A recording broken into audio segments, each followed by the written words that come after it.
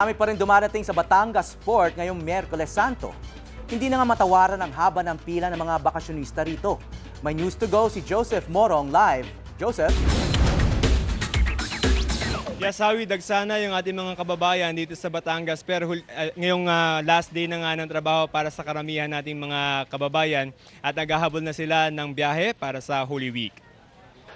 Sa Terminal 3, kung saan nandun yung mga ticket booth sa mga biyahe papuntang Puerto Galera sa Mindoro, ay mahaba na ang pila ng mga gustong magbakasyon ngayong araw at ngayong Semana Santa. Bukod sa mga Pinoy, syempre, ay may mga foreigners din na papuntang Puerto Galera, katulad nitong si Costa Rican na si Alexander Vega, na kasama yung kanyang mga barkada. Mahaba ang pila, Hawi, dun sa pagpasok ng terminal. Ito ay kanina kasi ay sira yung x-ray machine para dun sa mga bagahe, kaya naman doble kayod yung mga bomb sniffing dogs na siyang sumasala sa mga bagahe ng mga pasaherong babiyahe ngayong araw. Sa pila, may mga nag-aalok ng mga hotel. Ayon sa mga marketing officer ng mga hotel, kung ngayon kayo magpapabook, ay meron pa naman daw kayong makukuha. Pero kung sa Thursday or sa Friday hanggang sa Easter Sunday, ay baka mahirapan na raw kayo. No, it's my second time. What do you keep coming back? Do you like it there? Yes, maybe tomorrow afternoon. Tomorrow back to you? Yes, yeah, I come back because I go to Cebu. May available pa ngayon, pero bukas wala na. Fully book. Hawi, payo ng ATI ay kung kaya nyo raw dapat 1 hour before your scheduled trip ay dapat nandito na kayo sa terminal. Samantala, alam mo ba ngayon sa mga oras na to ay may isang non-government organization na namamahagi ng kondom ngayong Holy Week. Kakausapin natin itong si Romulo Cha Gohar, ang consultant ng Barako, Batangas, isang non-government organization dito sa Batangas. Cha, bakit ngayong Holy Week kayo namimigay ng kondom? Actually, Joseph, pag pinag-usapan kasi ang sexually transmitted infection at HIV and AIDS, wala itong pinipiling panahon eh. So, mahal na araw man siya, Pasko, wala siyang pinipiling panahon. So, sinasamantala rin namin yung panahon na kung saan napakaraming taong pumupunta ng Puerto Galera. So ito yung tamang pagkakataon actually para i-disseminate yung information kung paano alagaan yung mga sarili natin pag usapan yung sexually transmitted infection. Holy Week, hindi kaya magagalit ang simbahang Katoliko dahil sa ginagawa niyong campaign ngayon? I don't know, pero siguro ko naman maiintindihan ng simbahan. Kasi ganito yun eh. Kung mali ang pangalagaan ang bawat kasusugan ng bawat isa sa atin, hindi na rin natin alam kung ano yung tama. So hopefully maintindihan ng simbahan kung ano yung objective or purpose ng ginagawa naming outreach na ito or ng condom distribution na ito. Pakita mo sa amin kung ano yan.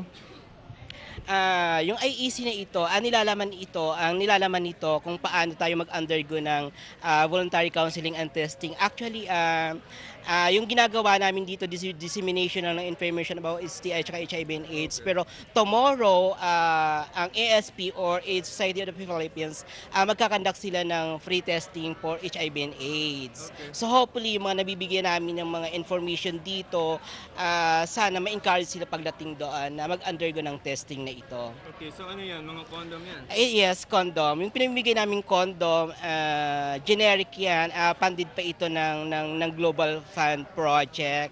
So pinamimigay namin generic kasi siya yung mas mura siya compared dun sa mga trust na condom. So generic ang pinamimigay namin. Actually walang pinagkaiba siya Kung tibay lang naman pag-uusapan, walang pinagkaiba yon. Okay, maraming salamat siya. No? Okay. Samantala, Hawi, kung sa tingin mo ay medyo marami na yung mga pasahero na dumarating ngayon, ang sabi ng PPA ay konti pa raw yan compared dun sa mga nakaraang araw ng pagdating. Kasama natin ngayon itong si Ginoong Macedonio Banuelos, ang Acting Ports Division Manager ng Philippine Ports Authority. Sir, yun pong trendy ng ating number of passengers, what can you say about it? Mataas ba ngayon or yung tulad ng sinabi nyo kanina, medyo mababa yung turnout? For today, medyo mababa yung turnout. Although, for the past days, we have heavy turnouts already. We have recorded high of as much as 17,494 last April 16. And yesterday, we have recorded as high as 15,680. By now, we have a running total from April 14 to date is 87,847 passengers already. Sir, yung projection po natin for today, for the whole day and then maybe tomorrow, ilan yung mga pasahero? With these figures, I think